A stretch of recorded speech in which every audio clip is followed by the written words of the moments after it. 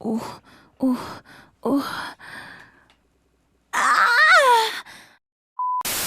Welcome back, friends, to another Lord Duckman production. Today we have this salvaged Generac generator that Rob found behind this abandoned building. It had been there for years and the owner was just throwing it away. This thing is pretty beat, and after getting a good look at it, I noticed the spark plug was missing, the cylinder is full of water, and so was the gas tank. I found the fuel switch was turned on, so it's safe to say that that garbage got into the carburetor too. So I drained the tank and the fuel lines and attempted to clean the black sludge out of the carburetor. So let's see if we can get it running.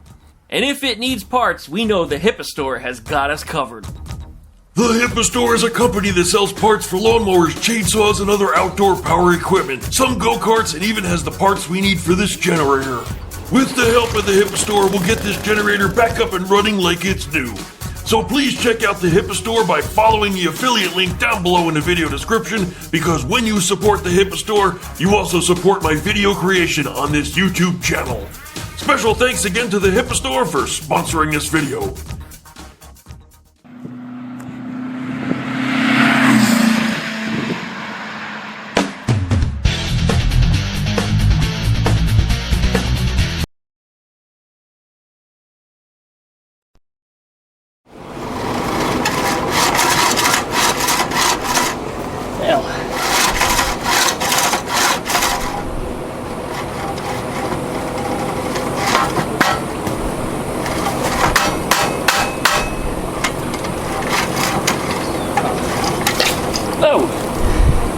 Okay. Ew.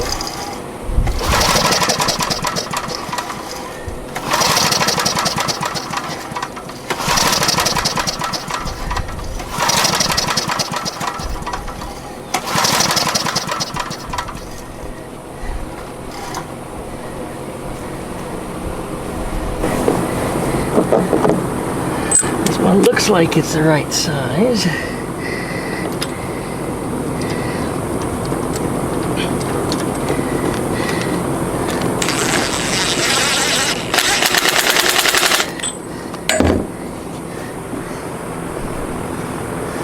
Is there a spark plug wire? Hope so. Here it is. That would have been another problem.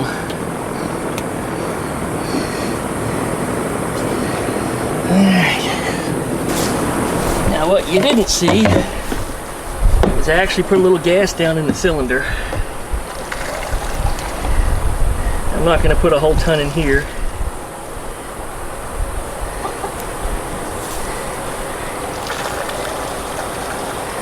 Just enough to get it started, if it's gonna run. That carburetor was pretty shitty.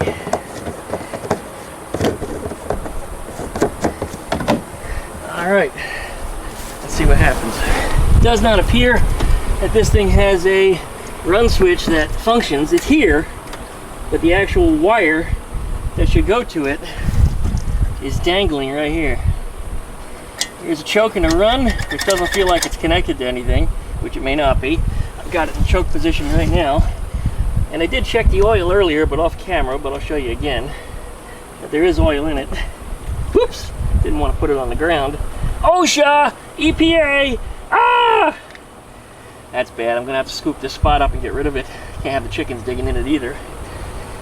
Okay, well, it does have oil. I'm sure there's some water in the gas. I'm sure there's some water in that oil due to the cylinder having been full of water here, but let's see what happens. Is it going to start? Make sure that spark plug wire is fastened properly. It doesn't like to stay on there. All right, here goes.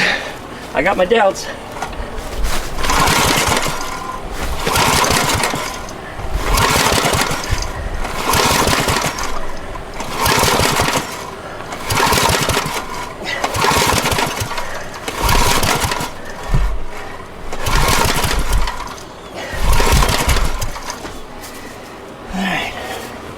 No fire. Let's start digging to see if we got spark. Alright, I figured out the reason for the no spark. It does have an oil shut-off switch just like the Honda did. Now, it wasn't connected. Rather, this wire was tucked up under here, which made it grounded. If this is grounded, And it's automatically just not going to make a spark because it's a kill switch of sorts. So anyway, this needs to be dangling in space, just like that. Now it should make a spark. Let's see what we got.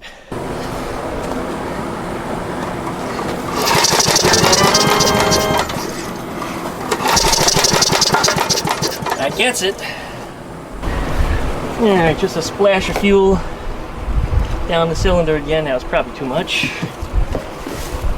This helps to light it off the first time you pull it, because it does have a little fuel pump on here, and the fuel pump, or pulse pump as it's known as, needs the engine to turn over kind of quickly in order to get it to pump. So it could be a little while before the carburetor gets primed up, although it may already be primed from all the pulling I've done on this thing.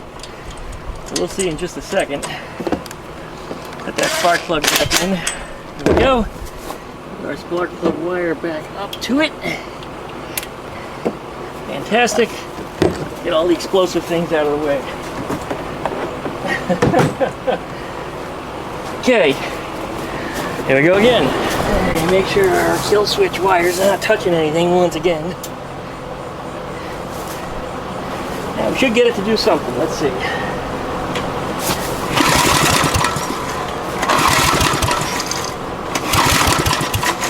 Really? I would have expected something.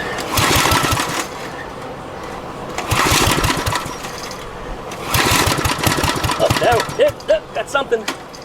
Come on. Hey!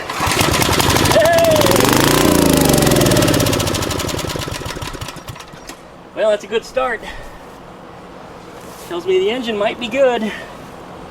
Carburetor's certainly in some shit shape though, but let's try putting a little more fuel through it and see if we can get the fuel system primed at all. Yes, the fuel is turned on, by the way. I did remember that. But still nothing. Let's see what happens. More go and see what happens.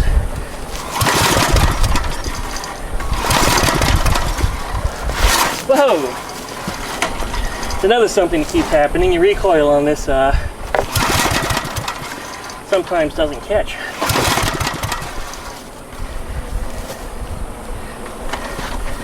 I smell bad gas really bad over here. Ah, come on. I was kind of hoping that was the end of the recoil. I don't feel like pulling it anymore. 15 minutes later. After the last couple pulls on that thing, the temperature out here it got to me. I had to take a break. I drank about half a gallon of near frozen water, and tried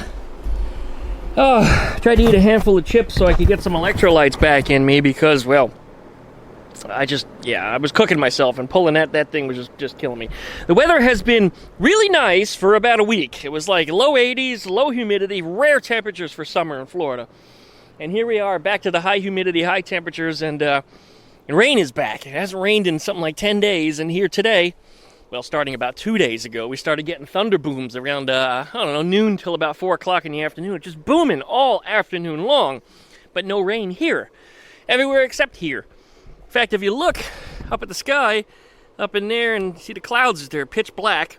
It's raining over there, but not here. And I haven't heard any booming yet, but anyway. Sat in the air conditioning for about 20 minutes. I feel a lot better now. Let's give this thing a couple tugs and see if we can get anything out of it. I'd like to see it run just a little bit. That carburetor is crap. And I'm going to have HIPA, of course, send us out some parts to get this thing finished up. HIPA is awesome, guys. If you haven't checked them out already, HIPAstore.com. You would have seen that in the commercial in the beginning of this video, of course. All right, let's hop to it.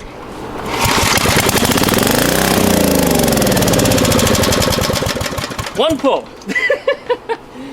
I think that's all I'm going to get out of it, though. I'd say that carburetor is trash, and there's a possibility the fuel pump is no good either. Looking here in the tank and making sure that the inlet is covered with fuel, and it is. Yep, so fuel is definitely going in the line. Whether or not it's coming out the other end of the carburetor is anybody's guess. Guess it's easy enough to test. We'll pull a line off just for greens and see if it's pumping, because maybe that pump is all gummed up too. What I did was pull a line off on the carburetor and it gushed fuel immediately. So yeah, it's getting past the pump, it's getting up to the carburetor, And as I said, that carburetor was very tarry on the inside. It was looking in some pretty rough shape, and it didn't help that the float cracked, and I don't even know if it's still floating, which in theory should mean that the carburetor is flooding out, but it's not doing that either, so I don't know what's going on with that thing. Give it a few more pulls just for grins, see what happens.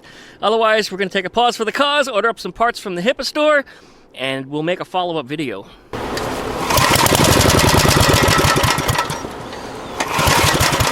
Thought that pull was going to be the one.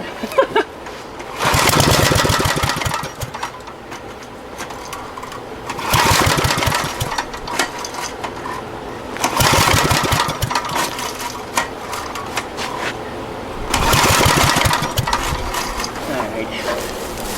I'd say it's not getting any juice. Ah well. Alright. Got the air cleaner off of it. Juiced it one more time, this time with a little bit of carb cleaner. See if we get anything out of it here.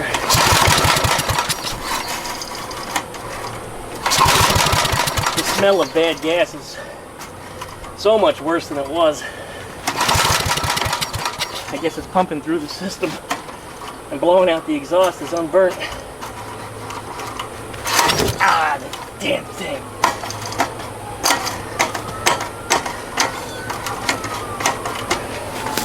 Looks like we're gonna need a recoil system. Alright, well, guess that's it on this one for today. Talk to my contacts over at the HIPA store, we'll get us some new parts, and like I said, there will be a follow-up video. As I am the Duckman, I've got this Predator 305 carburetor that came from, 301, that came from the go-kart project of mine. And if this carburetor has the same bolt spacing, which it looks like it does, this engine being the same size, this might work. Let's see if we can put that on there. Let's see what happens. Because I'm the Duckman, and I like to put stuff together that was never ought to be. I think that was a pretty good idea, and certainly a good dream, but the bolts are spaced a little further apart on this engine than in here. Now sure, I could probably wallow out the holes or something, because I mean it's close, it's really close. But the second problem is that the fuel switch that's on this thing won't clear the exhaust. So unless I change out the exhaust header, which if I was going to keep this generator and use it for myself, I'd probably put a big friggin' muffler on there and silence this thing even more. But yeah, this isn't gonna work. So let's see if we can go about getting the right carburetor, like we said, from the HIPA store. This is a HIPA carburetor, but not meant for this engine. This is for a Predator style. I don't know what they call those. Overhead valve. Not cam, but overhead valve. It's got rockers in it. They're like at a 30-degree angle versus these, which are upright. So anyway, we'll get another carburetor because that one's all scuzzy. All right, well, I guess that's it for this one. Let's go ahead and take a break and talk about some of the other things we got going on this week. All right, well, I guess that's enough of this thing for the time being.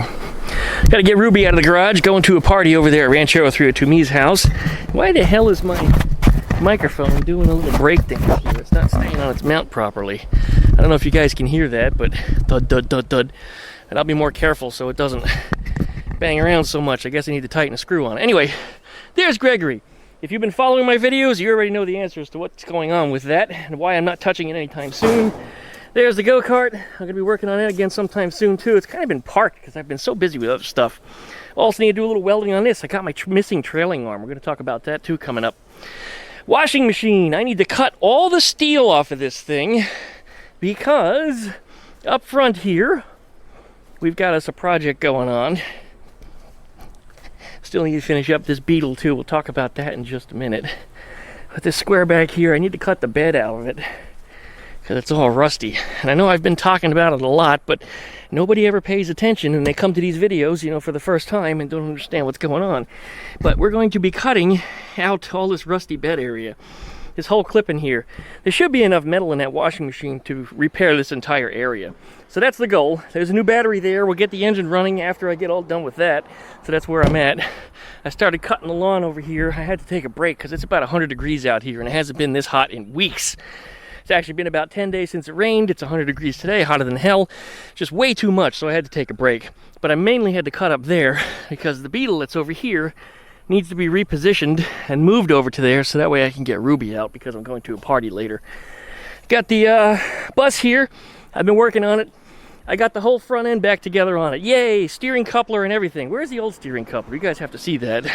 You know what? We'll cut to that before the end of the video, but I thought it was on the bumper, but it's not.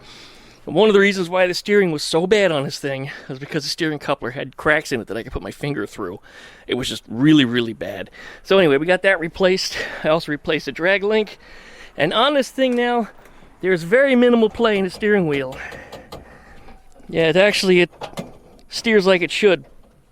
I need to put a dollop of grease on the bearing cover and shove the bearing covers back on, and that should be done with. Then I need to get underneath here and retune the carburetors. Well, not retune, I have to actually do their actual tune, because I replaced these on here with a set of proper Weber 34 ICTs. And those carburetors on here run excellent. So much better than the progressive piece of shit that was on there before when we got this car. This sucker over here is almost done. We got the brake lights working on it. Turns out the brake light switches were fine. The brake fluid was dried up, because I understood this thing's been sitting for a long time, and when I first stepped on the brakes trying to move the car, it didn't want to stop, and it scared the crap out of me. Anyway, I bled them out, and like magic, brake lights started working, so it turned out the switches just had air bubbles in them too. And I hate this little rubber thing sticking out here. I'm going to have to do something about that. That bothers me. It really annoys me. Anyway, this car's going back together. It doesn't need much else. I just want to make sure the carbs are properly balanced on it, and then this 009 distributor that you see on here, which you know, if you've been watching my videos, you know how much I hate these things. And I hate when people tell other people to install them, because that is not what you want on a Volkswagen Beetle. It's not. That is a distributor you put on an industrial engine. And I say this all the time. It goes on a generator.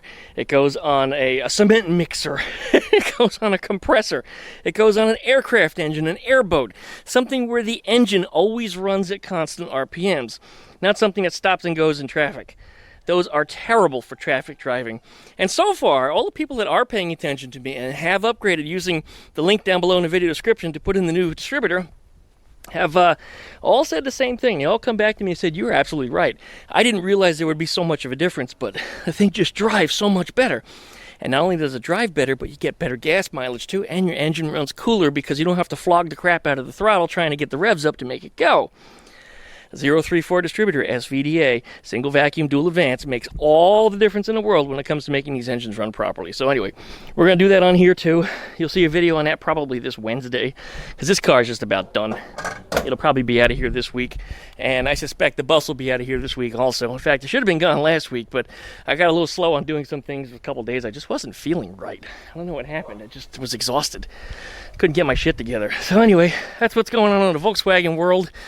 All of my stuff seems to be working at the time, which is good. I've not been having any issues with Ruby. Very, very happy with Ruby.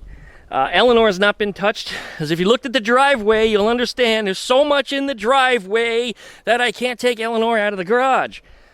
A lot of people are having difficulty understanding that. Ask me repeatedly, and I'm, thank you for the interest. I'm so happy that people really, really want to know, but when it comes down to it, she's here in the garage where she's safe. I can't get her out of the garage because everything's in the way, in the driveway. It just, that doesn't make any sense. And I have to explain it repeatedly, and I don't understand why people aren't getting it.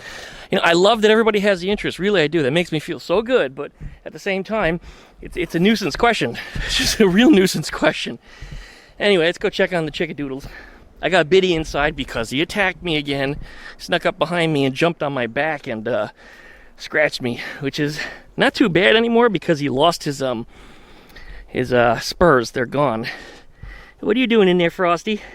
You're in Mama's house. I let them stay outside and play all day. The only one that's locked up is the boy, because he gets a little too rowdy with the girls sometimes. So he wants them to do everything his way. Let me see you, stupid. He's Biddy's son, but he's not quite as jerky as Biddy is. But he is still jerky. There's Boomer. He's been in and out of the pool all day. And I'm missing two birds. One of them's inside laying an egg. I don't know where the hell the others have gone. Is she underneath there? They like to go into there sometimes. They also like to go underneath the cart. Let's see, are they under there? No. There's that one. No, you're not under there. Huh, where's Cheeky and Mama? Wonder where they're hiding at. Mama's the one that concerns me because Mama, she comes from the neighborhood. She's a hood chicken. So she's got no fear of escaping and, you know, going someplace. So I do worry a little bit about her being missing. And Cheeky, well, Cheeky's my daughter. She was here just a few minutes ago. I saw her not too long ago. Huh, wonder where they went. There's Mama. Mama's made a nest in a place that she's never gone before. All right, well, we know you're there. I'm not going to disturb you because if you're safe there, that's a good place for you to go. Right, baby? You're such a good bird. The reason why I have chickens is because of you. Yeah, it's all because of you coming here and joining me. Now, where's my little girl at? Cheeky-leaky! Right, you Cheeky? Now, sometimes she goes in the garage to look for me. When we stepped in there before, maybe I just didn't see her. You in here? Yep, there she is. I was right. Looking for Daddy. It's about time for you to go inside, too, because I'm leaving kind of early tonight to go to dinner over at Ranchero 302 Me's house. He's probably going to be running around his go-kart. Mine's not ready yet, so I'm not doing that. But anyway, we know where all the chickens are. Everybody's safe. Everybody's good. And I haven't showed you Fluffy because Fluffy's inside laying an egg. She has a thing where she now jumps into windowsills and bangs on the windows. And I have to open the window to let her in because she knows that her air-conditioned nest is inside where she can be safe and comfortable in the air and lay an egg. So that's my birdie for you. And my peppers are doing quite well. This one I harvested all the orange ones off of. However, we started to get some more. These things are growing like crazy. And now you can see all the green ones that are on there because there's all these new ones that are starting to grow. This one, they're finally starting to change color. And I mean, there are so many peppers on this tree. There's got to be about 100 on this tree. This one, for some reason, is just doing absurdly well. Just, there's so many, it's incredible. Just the branches are overweighed by them. The one here in the middle, it's got a couple on it. But it's growing all new shoots. And some of the new shoots are starting to get some flowers on them here and there. So this one will probably turn out to be the tallest plant. It's almost that way already. This one is only got it beat by, what, about an inch or so. So it's actually going to, actually, you know what? No, this one's up taller. So you have to compensate for that. This is the tallest plant because of all the new shoots that it had. Now, Hurricane Sally flipped these plants over and broke their stems off. So I just kind of stood them back up as best I could, and I tried to put a little trellis on to hope that the stems would stay alive. And they kind of did. It was enough to keep the roots alive. That way they had some leaves, and then they started growing all these new shoots. And the new shoots are mostly from this year, even though the trees got flipped over back in 2020. So it took them that long to get caught up. But the reason why it took that long is because I was listening to everybody else's gardening advice instead of doing it my way. Everybody would tell me these goofy things. Those are looking a little yellow. I wonder why. The leaves are all nice and standing up. They're not sagging, so it's got plenty of water as far as I can tell. Well, anyway, those are my trees. That's enough from the Duckman's farm. Right there, Frosty. Flosty. Yeah, you're Flosty. Nope, she shook her head no. I don't want to hear that crap she says. All right. So I guess that about sums it up. So, licky, likey, comment, and subscribe. Don't forget to pluck that tingle belly so you get updates every time I upload a video. Check out Duck Shit down there for all my different social media links. Visit the HIPA Store for all of your different outdoor power equipment parts, because the HIPA Store is where you're going to want to go for stuff like your generator, your lawnmower, or all the other fun things. So, links are down below in the video description. Follow the links. HIPA's also got an Amazon store, so think about that for a second. Free shipping on stuff, yeah. So check them out, guys. As always, I appreciate it. Thanks for watching, and we'll see you guys next time. Whee!